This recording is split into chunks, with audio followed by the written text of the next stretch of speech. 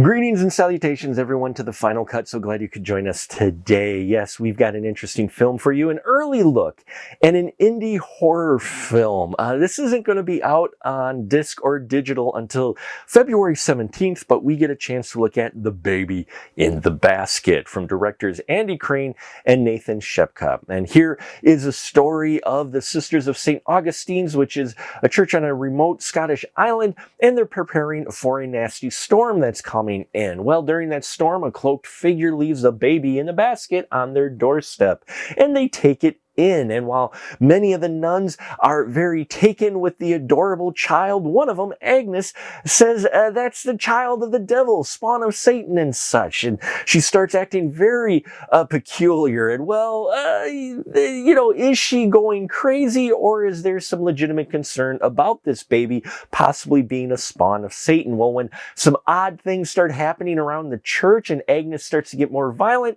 there may be some legitimacy to her concerns, or it may just all be at the hands of Agnes and her delusion. The Baby in the Basket, set in 1944. It's interesting them setting it at that time, because the way the story plays out, it doesn't necessarily have to be during that time, but by doing so, they help give the characters a few extra layers to them. You know, whether it's the groundskeeper Amos, played wonderfully by Paul Barber, who was an ex-soldier, to the nuns, who all come from a variety of different backgrounds. And, setting it during a period really helps remove some of the technology hangups that you get with more modern horror films. So I liked it. I liked the fact that it was set in 1944.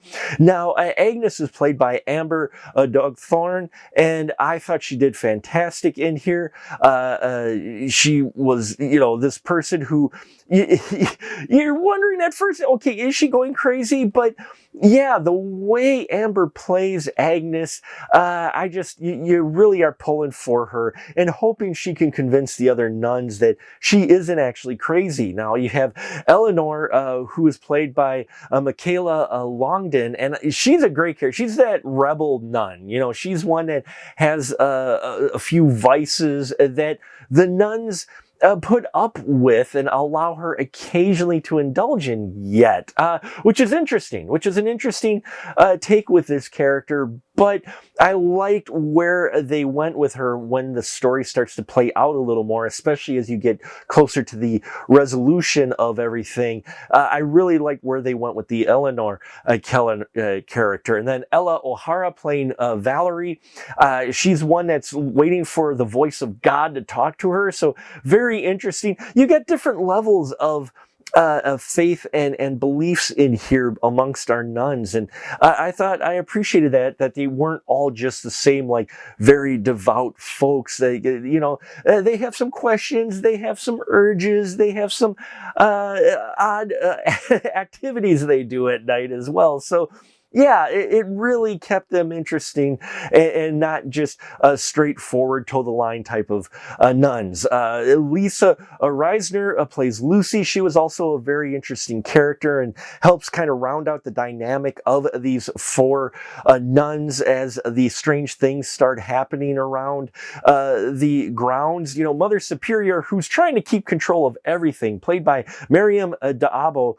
And yeah, she adds the old veteran angle to it, and she's the one who really is devoted to her faith more so than the others, and she's also trying to set these young folks on the path while also understanding where they came from. So you've got those angles, and then you got the horror elements. There's some wonderful horror elements in here. Takes a little while to get there, but when the creepy stuff starts happening, man, do they go all in. There's blood, there's gore, there's creepy makeup effects, and yeah, I really appreciated where it went, and it doesn't take too long to get there, but you just gotta be a little patient because they're setting up the characters. But really interesting how they committed to things, and especially how it ended.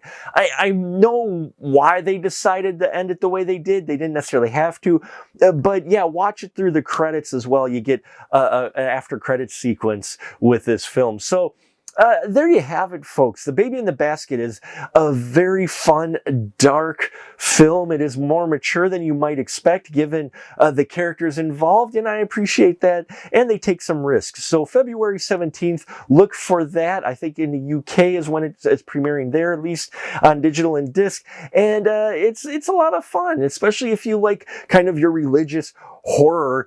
This is going to be up your alley. So thank you so much for watching. Please like, subscribe, bells and whistles, all that here. Trying to get to 4,000 subscribers before the end of the year. Can only do that with your support. I appreciate the view. And until next time, remember, keep that ticket stub.